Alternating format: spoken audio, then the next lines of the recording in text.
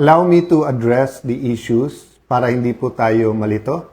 Especially po na napaka-importanting araw ang bukas sapagkat maririnig na natin ang katotohanan sa Blue Ribbon Committee. So let's start with a biblical principle. Kung anong itatanim natin, yan ang ating aanihin.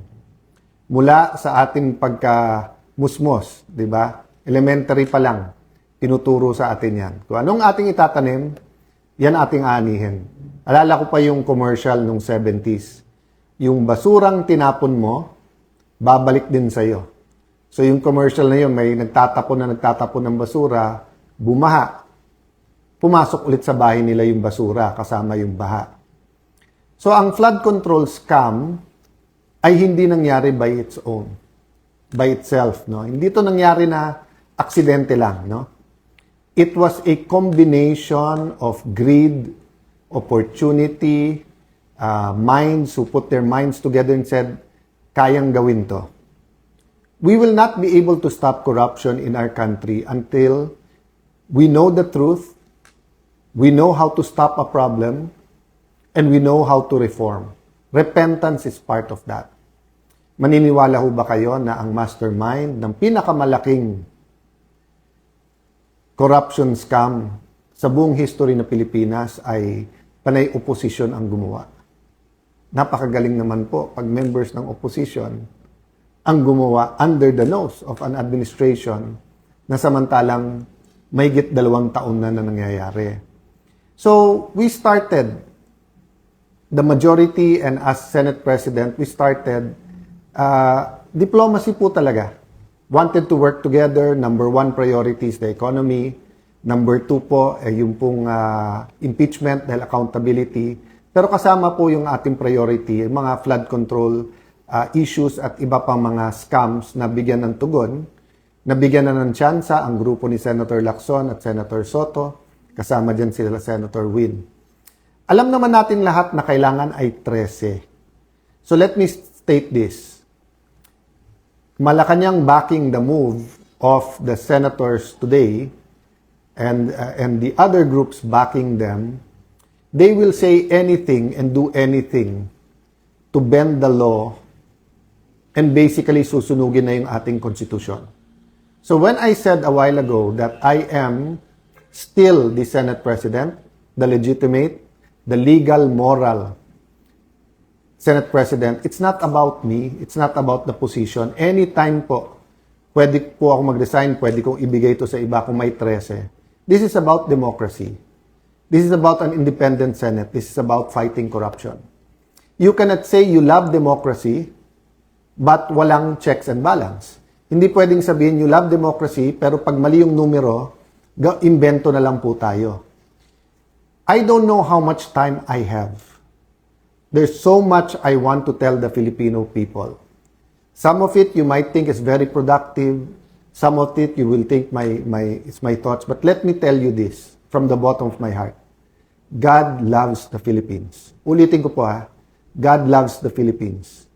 So we have to take a step of faith. Sabi sa book of James, faith without action is dead. Patay ho ba ang ating paniniwala at pananampalataya? Kung mahal natin ang Pilipinas, we have to do something about it. Why do I say this? Well, first the Senate. 12, may quorum, samantalang malinaw sa Constitution, 13. Yung case na sinasabi nila, iba, continuing po yun. Nag-umpisa silang may quorum, umalis yung iba. Ito po, kahit saan nyo pong tignan, sa Constitution, mali. Sa rules po ng Senate, kailangan yung presiding officer, yung Senate President, kung hindi, yung Senate President Pro Tem, kung hindi, yung Majority Leader or yung Assistant Majority Leader. Wala po doon na nagsasabi kahit win ang pangalan mo, hindi po win yon. Wala po sa rules yon. Wala po yung 12. Alam po nung lahat yon. Pero ipalagay na po natin, yan ang theory nila at pagpipilitan nila. Siguro po kung Senado lang ang problema, then tuloy ang buhay natin. You know, life is so complicated, existence in the Philippines is so hard that etong politika para sa politiko lang. But what happens to the impeachment? So sa impeachment ho ba ngayon, mag-aaresto ng 2, 4 pa. Para pag sinabi nilang 22, pwede ng 12. So pag 20 na lang o 18, pag 18 na tira, 12 na lang pwede mag-convict. At pagkatapos, paano pagka constitutional change na ang gagawin? At ayaw rin pumayag ng ibang senador. Ikukulong na rin po ba? Malinaw na malinaw po ang konstitusyon at rules po ng Senado. You cannot declare all positions vacant with a number of 12. You cannot even hold a session because walang quorum. Assuming may quorum, you need 12 to remove a Senate President, and then you need 13 to remove a Senate President. Okay? Lilinawin ko po ha. You need 12 for any position below the Senate President pro tem. So, kahit anong chairmanship, majority actually pwede na. Kaya kahit 11 all, pag nawala yung isa, 10, 11, masusunod na yung 11. But for Senate President, for quorum, and for Senate President pro tem, you need 13. No? So, ilalaban po natin to, hindi dahil nilalaban nyo ang Senate presidency ni Alan Cayetano. Hindi. Kung hindi dahil po, mahalaga sa atin ang 1987 Constitution. Dahil po, hindi ito isang pirasong papel lang. I'm issuing a memo to the Secretariat and to the Office of the Sergeant at Arms to keep the Senate open tomorrow. We will have the Blue Ribbon Committee. As Senate President, nasa authority ko po ang premises ng Senado. Do not padlock the Senate. Do not have an excuse na may rally. Parati naman may rally sa Senate. Do not tempt the Filipino people to come out in thousands, hundred thousands, and millions. We are not provoking a political crisis here. You are provoking a crisis. Sabi nila, trabaho yung issue. Pinalitan lang nila yung mga chairman, tapos in-adjourn din. Hindi rin naman pinatawag yung CA para sa mga general. Hindi rin naman tinuloy yung bill sa sabi lang ospital at saka yung sa mga estudyante, hindi ba? So, kitang-kita po kung ano ang kanilang intensyon. Sabi po nila, I'll address myself to, pasensya na po kayo, to the Pink and Dilaw group. Di ba sabi nyo, paano naman yan? Si Senator Marcoleta at si Senator Jinggoy. Bakit sila ang mga vice chairman? Lahat ng issue nandun sa nilagay nyo chairman ngayon, di ba? Issue sa campaign donation, campaign donations, nandun po yung issue ng malay-maleta, nandun issue sa flood control. And then ipopostpone yung hearing bukas. Even when chairmans were changed before, you don't need to postpone the hearings. So, ako lalong na-intriga, ano bang pwedeng sabihin ng mga Marines? Ano bang pwedeng sabihin ng Ombudsman, DOJ at saka DPWH na pati Constitution natin ibabasura para lang dito? So yes, I'm appealing for calm. I'm appealing for prayers. But I'm also appealing that we put action to our faith. I will do what I can. I will go to the Senate before 10 o'clock. I will do what I can para buksan yung session hall at nandun po ang hearing natin. My authority now comes from the Constitution, but my strength will come from your prayers and will come from the fact na ang ating bansa ay dapat ipaglaban. I still remember the day that my dad called us together at lumuluha siya at sinabi niyang mag-abroad na kayo because magkakagulo. And we don't know what will happen. We may be arrested, we may be killed. That was either February 21 or February 22. I think it was 21, before that day. And we all hugged him and sabi namin, if you love your country, we love hindi ka namin iiwanan. So, malayo tayo sa crisis, mga kababayan. Malacanang, malayo tayo sa crisis. Why are we bringing it to a point of a political crisis na mahirap i-atras? The hearing is confined. So, yes, the notice of cancellation from the illegitimate, the illegitimate is not the committee. No, hindi ko ginagaya si Senator Erwin na ginagamit yung word na bastard kasi ngayon, whether or not you're a single parent, whether or not you're legitimate, tao ka pa rin.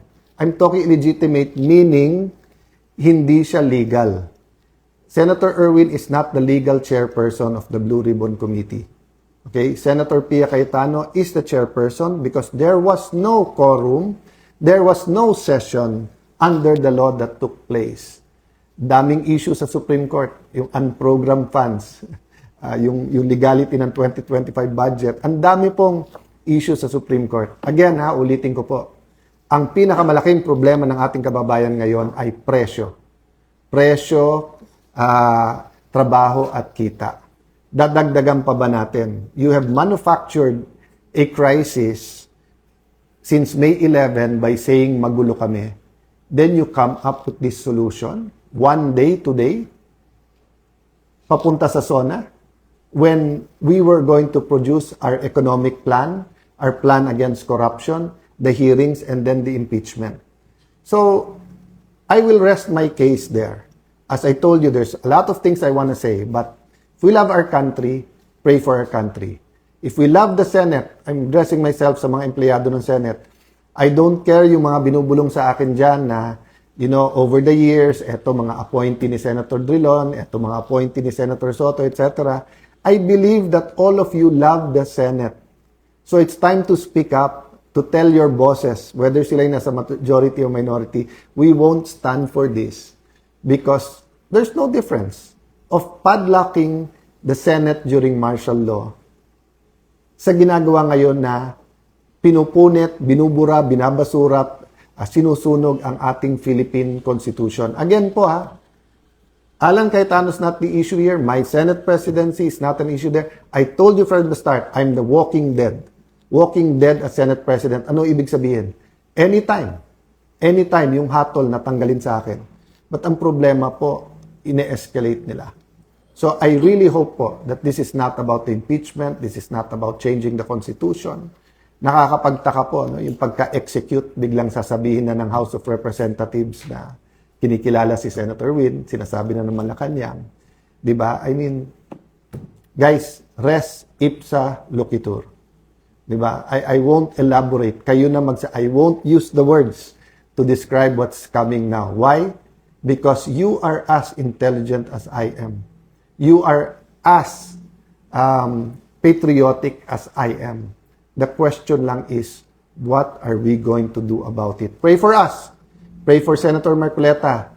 Pray dun sa natira sa majority because paglalaban natin ang ating bansa. God bless you all. Good night po sa inyong lahat.